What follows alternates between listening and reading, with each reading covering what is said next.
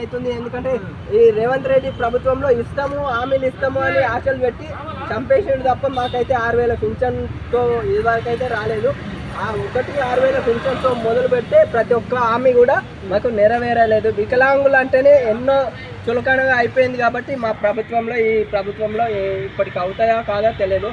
Double బెడ్రూమ్లు అన్నాడు, ఇప్పుడు ఈ 3 పథకాల కింద ఇండ్లు వచ్చాయి.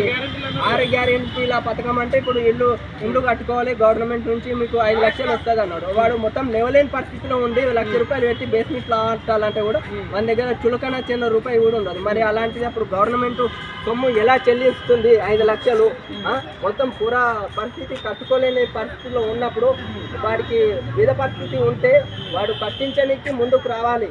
కానీ మీరే బేస్మెంట్లో ఆటాలి, మీరే చేయాలి. గవర్నమెంట్ నుంచి మీ స్లాబ్ వరకు 1 లక్ష వస్తుంది, 2 లక్షలు వస్తాయి. మొత్తం కట్టుకోలేని పరిస్థితి ఉంటే, ఇంటి నుంచి బయటకు వెళ్ళలేని పరిస్థితి ఉంటే ఆ రోజుకు 1 కిలో బియ్యం తెచ్చుకొని గడిపేటటువంటి స్థాయిలో ఉన్నప్పటికీ వాళ్ళకి ఏ రకంగా సహాయపడతారు? ఏం చెప్తున్నారు ఫైనల్గా అంటే ఈ ప్రభుత్వాన్ని మా వికలాంగులని ముందుకు తీసుకెళ్ళి ప్రతి ఒక్క ఎక్కడైతే వేకెన్సీ ఉన్నాయో, ఎక్కడైతే జాబులు అయితే ఉన్నాయో మాకు కూడా ఒక్కొక్క సీటు కూడా కేటాయించాలని చెప్పేసి నిర్ణయించాలి వికలాంగులకు. ఇది అందరికీ నేను మనోభావంగా అందరికీ తెలుపుతున్నాను. Thank you.